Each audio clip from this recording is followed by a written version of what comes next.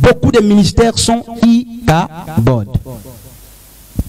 Beaucoup de foyers sont Ichabod. La gloire est partie. Les Grecs parlent de la doxa pour parler de la gloire, la présence de Dieu.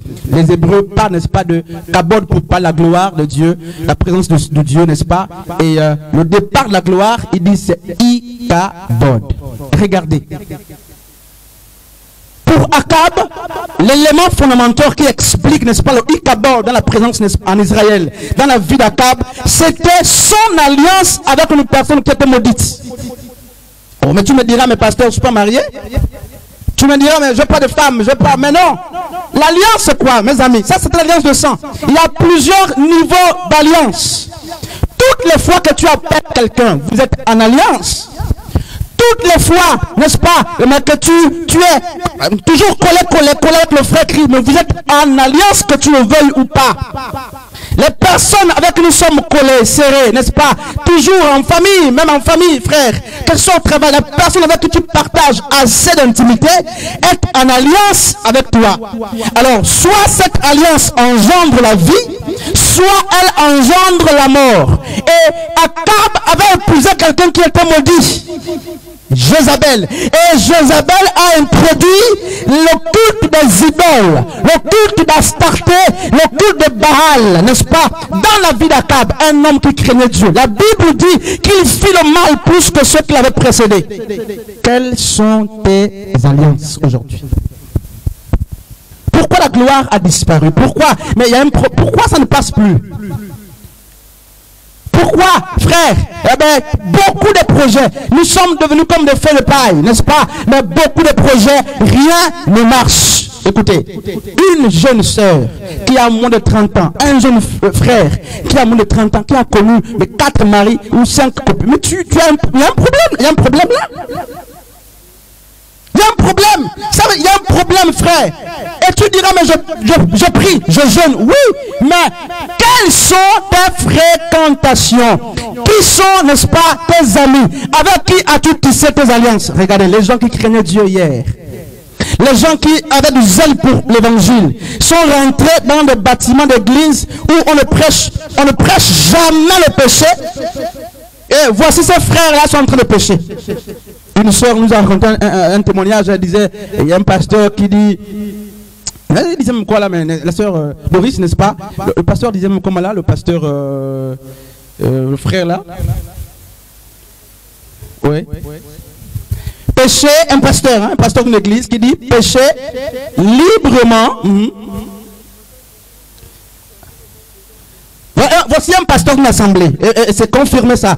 Un pasteur qui, n'est-ce pas, qui dirige un troupeau comme ça, une assemblée, là nous sommes à la cellule, qui dirige un peuple et qui dans son évangélisation va dire aux sœurs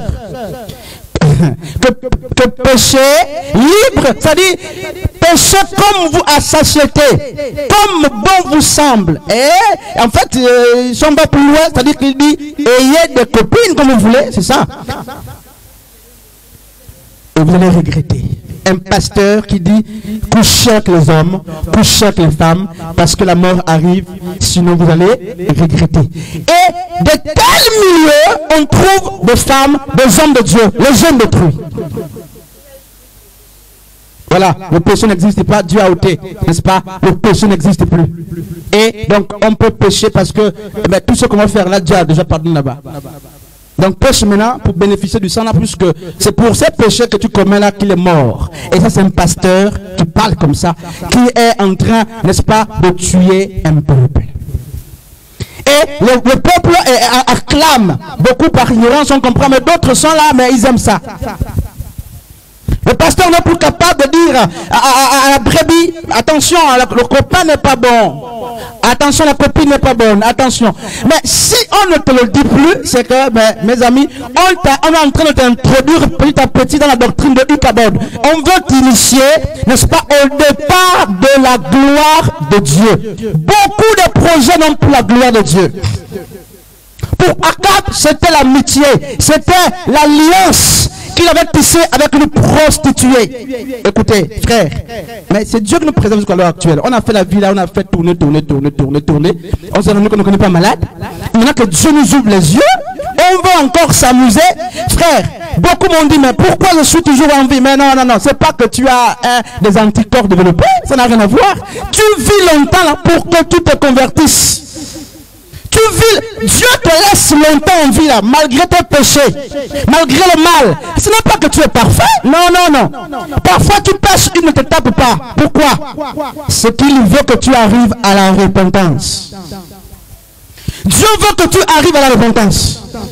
Pourquoi? Parce que Ecclésiaste 12, dit, jeune homme, régis-toi dans ta jeunesse. Là c'est Salomon. Salomon qui était le fils de David, qui a bien commencé et qui a aussi fini comme Akab dans le péché, avec pratiquement 1000 femmes.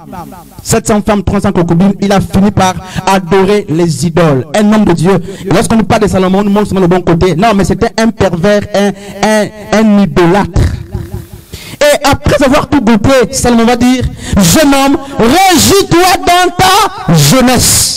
Il dit, livre-toi au penchant de ton cœur. Mieux encore, fais ce qui bon te semble. Si tu veux boire, bois. Tu veux prouver, prouve. Tu veux t'amuser, amuse-toi. Tu vas toucher à toutes les femmes, touche. Tu vas toucher à tous les hommes, touche. Mais dis-toi qu'un jour, c'est pas 2 jours, frère. Le jugement, c'est un jour. Je ne dis pas que c'est 24 heures, mais je dis un jour. C'est dans la pensée de Dieu. Il dit, dis-toi qu'un jour, tu comparaîtras qui que tu veux, esclave ou pas, noir ou pas, belle ou pas, brune ou pas, diplômé ou pas. Chacun va comparaître devant le tribunal de Dieu. Donc ça veut dire que vous devez être exigeant envers vous-même et envers vos prédicateurs. Quel est le message qu'on te prêche?